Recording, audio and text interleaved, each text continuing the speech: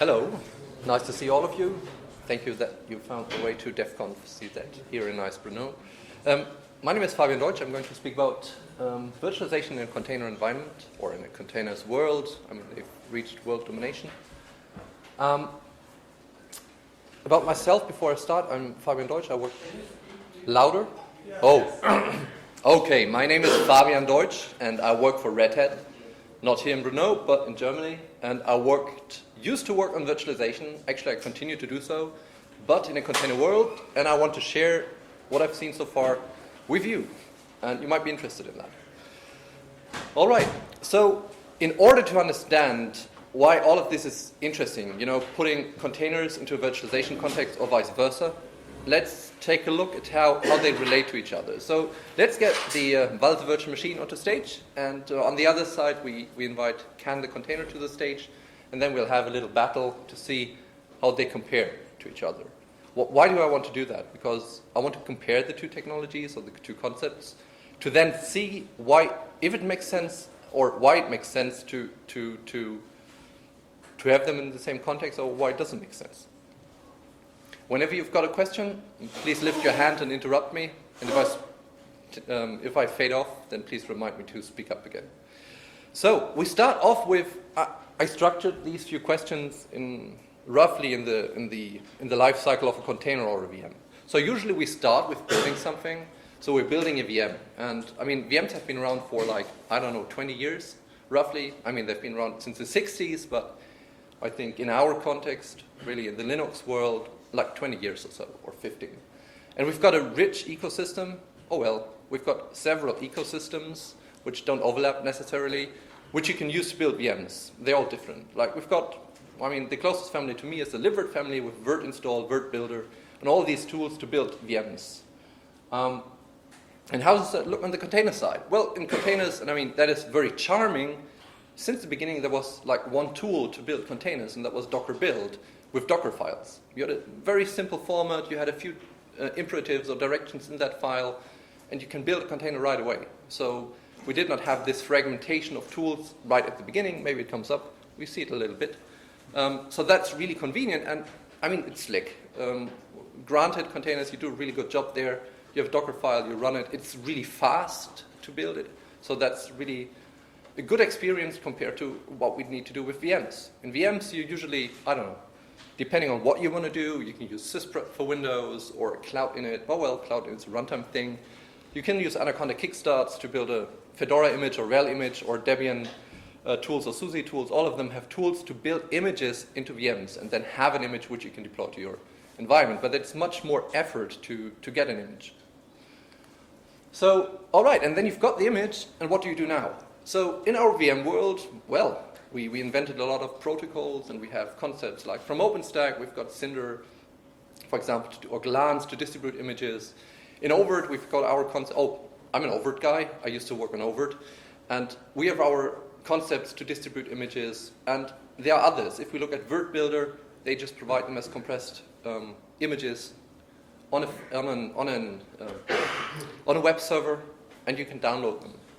So we have the image format defined, but the whole workflow of how to work with an image, how to deliver it, how to ship it, that's not really so slick. So I wonder, how does that look for you, Can the container?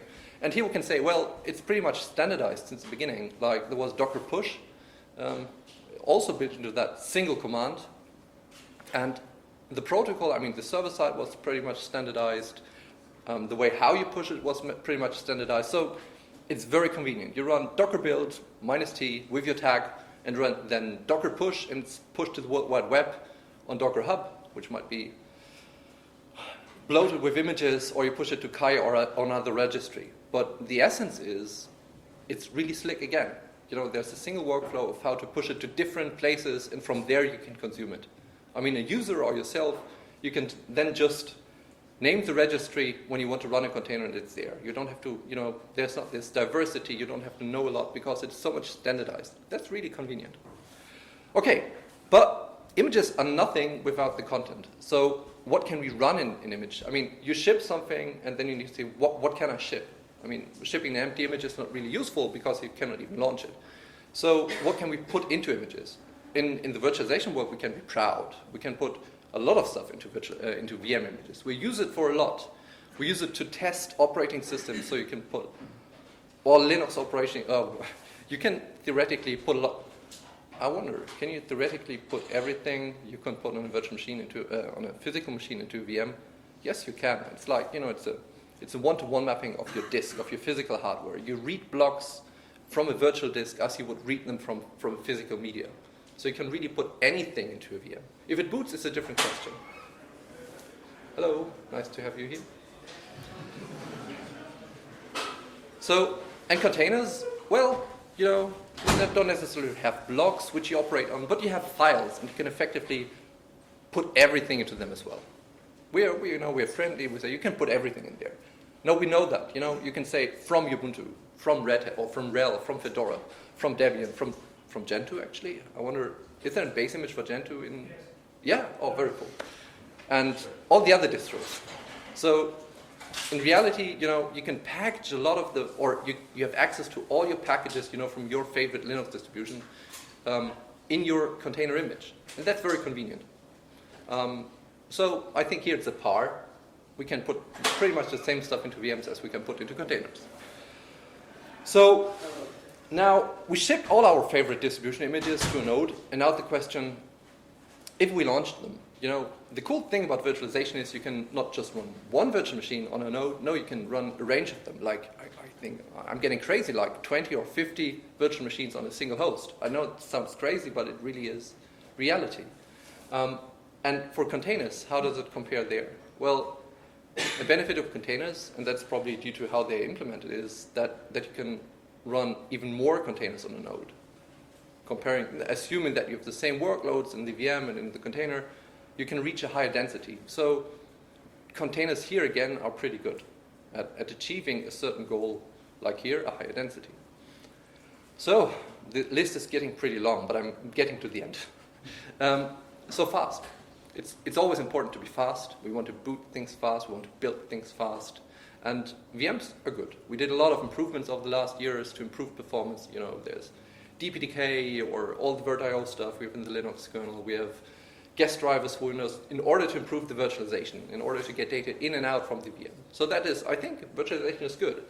But reality is also that in containers, you don't have the virtualization isolation. So you don't need to optimize anything to get it from the guest to the host.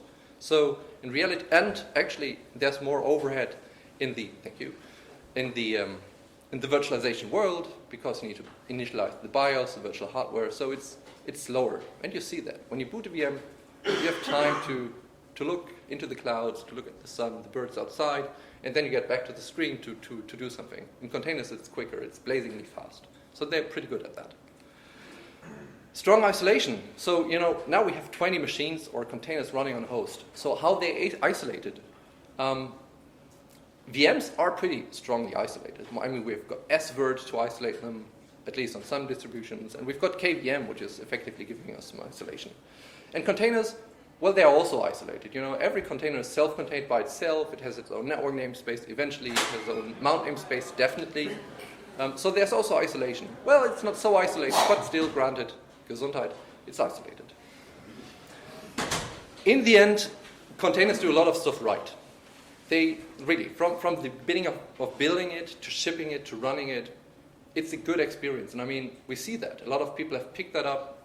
I mean, Kubernetes, it's a vibrant community, all focused on, on improving that container workflow that is building. And I think on that base, that this whole experience is so slick from the beginning.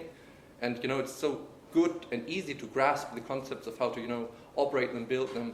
That's really helpful, I think, to the technique itself, but also to the ecosystem and everything that builds upon it. So we could say, well, the virtual machine, sorry, but that's it.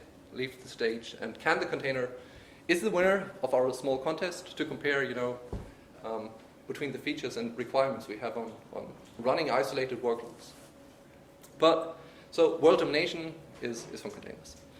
But maybe it's not really that good if we take a step back and breathe again and look at it again. So we said there was isolation, like one of the many things in that list. And I want to focus on a few things here now. Isolation is important. I mean, you've got your workloads. And the question is, if you always trust your workloads, or you want to avoid, usually in a production environment, or even in your local environment, that your CI job is not destroying your host, or your CI job is impacting other containers on your host. And containers are good at isolating them, but it's just isolation. It's not the strong isolation you get with VMs. With VMs, you've got more knobs or more mechanics to enforce the isolation. I mentioned SVirt and I mentioned KVM, which gives you this stronger isolation. And that actually goes into the next slide, which is single against multi-kernel.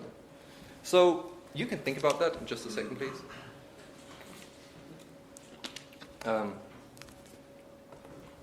In the container world, all containers interface with the same kernel. So they're effectively processes running on your host, and then some magic applied to it, like namespaces and C groups, in order to isolate them. But they all interface with the same kernel, and that can be an issue. Now, it's like with, I don't know the English words, but it's like mit Wirt und Gast. If the host is tainted, or if the host is attackable, then all the other tenants on that host are affected as well. So if the kernel has a vulnerability, it's much easier for a process in one container to leverage that and eventually attack the other containers. And because the whole kernel is exposed, the attack surface is quite large. In VMs, however, it's different. In VMs, every VM has its own kernel. And the isolation to the host kernel, is that KVM interface. And please correct me if I'm wrong. So that's an important distinction. So, every VM is operating with its own kernel. And that's not only important for security reasons, but also because every VM has its own optimized kernel. I mean, with different features it might need or might not need. And actually for different versions, for testing, it's important to have different versions and not always test the same. Okay, so what I want to get to is isolation is a concern in the container world. We actually see that. People in the public cloud are running containers. And usually in the public cloud, you don't want that one container can affect the other. So you want to really properly isolate them. And that is what we see, actually. That's what Kata containers, and this is the first project name I named at this talk, is actually doing. They want to solve this problem. They want to bring the isolation we have in the virtualized world to containers in order to isolate them properly and secure them. Kata containers itself is a Kubernetes runtime. Who of you doesn't know Kubernetes or OpenShift? Very good. We saved a few minutes. And it's a Kubernetes runtime. Kubernetes has, thank you, that's tough. All right, Kubernetes has a few runtimes that are ways to run a container. And Kata is one of them. And it uses virtualization techniques to run them. So how does it look? Well, you as a user, for you nothing changes. You continue to work with pods. So who of you has not created or defined a pod before? Very good. So you can continue to create pods using a pod spec as you know it. Actually, there's one thing you need to know, but we'll get to that in a minute, and then you're done.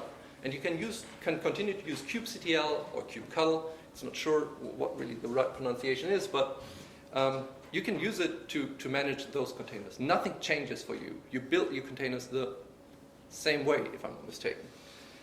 So what happened? So what does change? Well, the system does change it. So the system is not running the container directly on the node. No, it's crafting for you a VM and putting the whole pod inside and then running it for you.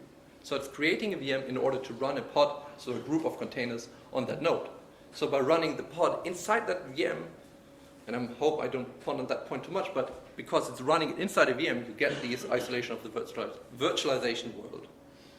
That's it. That's really it. There's not much more to it. So how does it look? Oh, cool. So that's a pod definition. It's an example, and that is the important line. So this annotation is telling the runtime, if you have deployed Kata, it's not possible at the moment. It's not packaged as far as I know.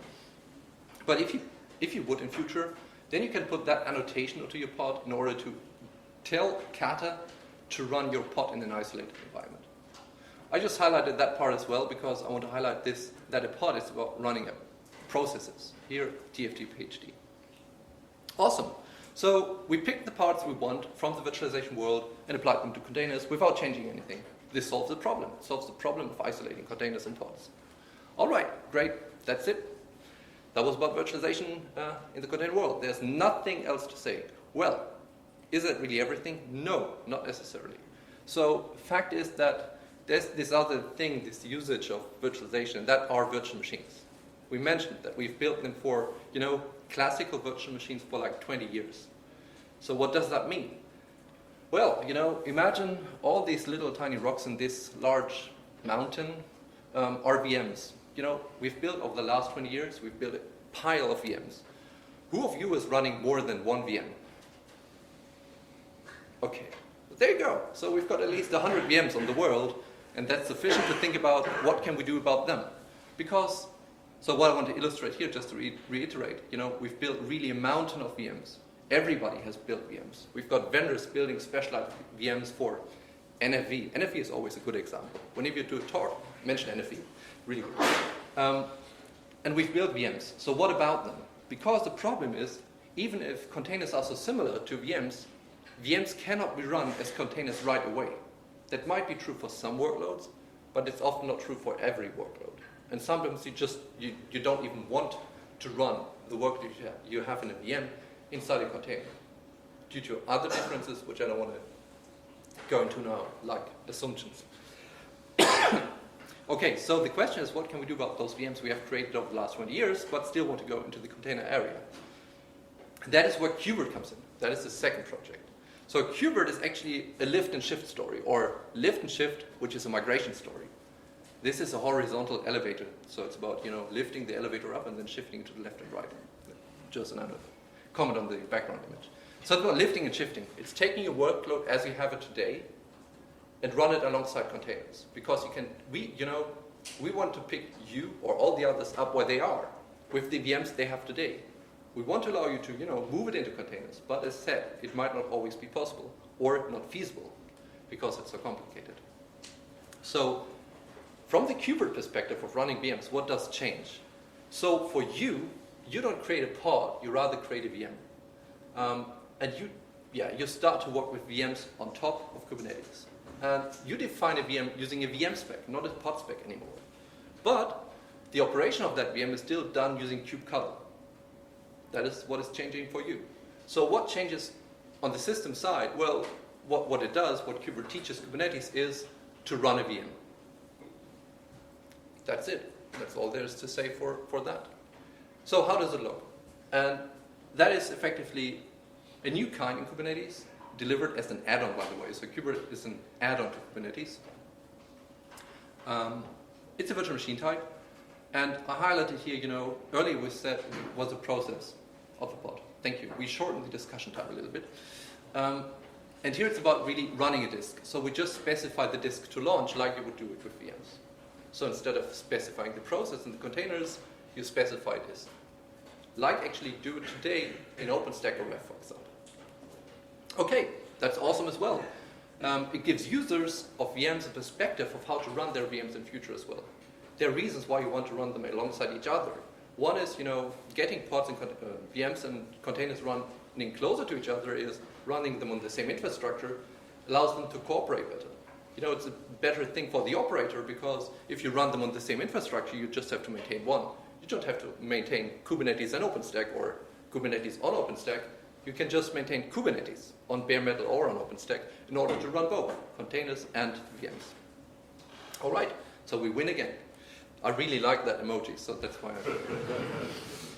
Actually, it's annoying because that emoji is in color when you put it into the Google Slides, but when you create a PDF, it's just black and white. So really annoying. Never mind. Okay, so that's the end. The summary is now, to the left, and that's the summary slide.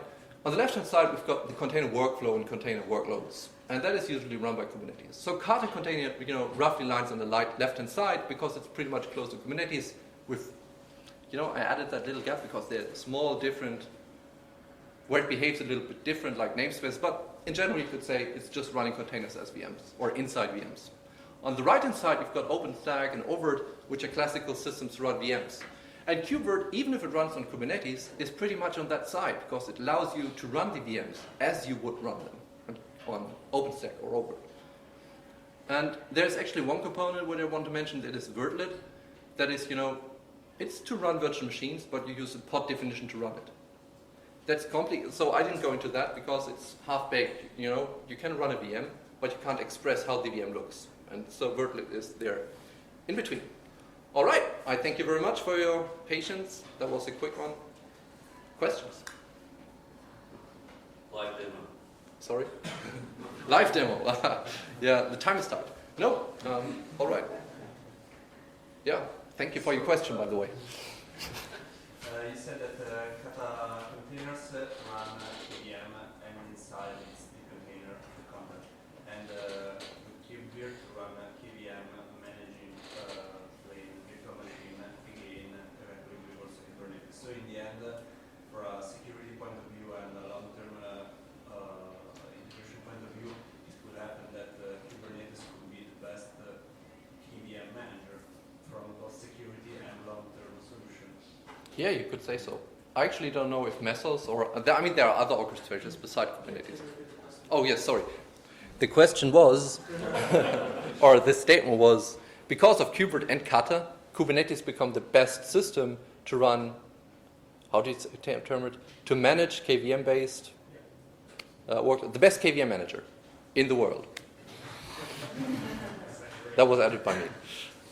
No, it can be. And I'm not aware that we have got so many. I mean, I mentioned 2, but Kata containers, there's 3 or 4 projects because before Kata emerged, it emerged from 2, and there were 3 or 4 more others, which silently, I don't know, maybe moving on, or died. But I'm not aware that in Mesos or other orchestrators there's similar work going on. So yes, I would support that. So it's just, not aware, it's completely transparent for a general container user. The use of kata containers is just a matter of one more flag and you're done. Totally transparent. The question was if it's really just a matter of adding one annotation to a pod. Yes, it's just a matter of deploying the right runtime, making sure the right dependencies are deployed, and having the right kernel, right queuing move, and then adding the pod annotation. Yeah, then that is all you have to do. From a user perspective, yes. Thank you. Sure. There are stickers to win if there are more questions. Ah, great. And you get one. What's the major advantage of using KubeVirt in comparison to, let's say, OpenShift or OpenStack? Okay. The question was, what is the major advantage of using KubeVirt compared to OpenShift or OpenStack? OpenShift on OpenStack. Oh, OpenShift on OpenStack. Okay. So KubeVirt cannot give you... So KubeVirt obeys the rules of Kubernetes. So we say we want to integrate with Kubernetes. Oh, I'm working on KubeVirt, by the way. So did I say that? KubeVirt obeys Kubernetes. So we want to allow you exposing your VM using Kubernetes concepts like services. Oh yeah, it's 53. Let me try to find 10 seconds. You have different requirements are met by OpenStack or KubeVirt. OpenStack is surely something you need if you want to run something complex on large scale. And KubeVirt is something which is surely more focused on, giving you the guarantees and exposure as pods or containers. It's more focused on integrating it with pods on the same network. Whereas, but in the end, they can run the same VMs. It's just, the guarantees are, it's too long to answer right now. I'm sorry about that, but we can talk right here. Okay. Okay, thank you very much. The time is over.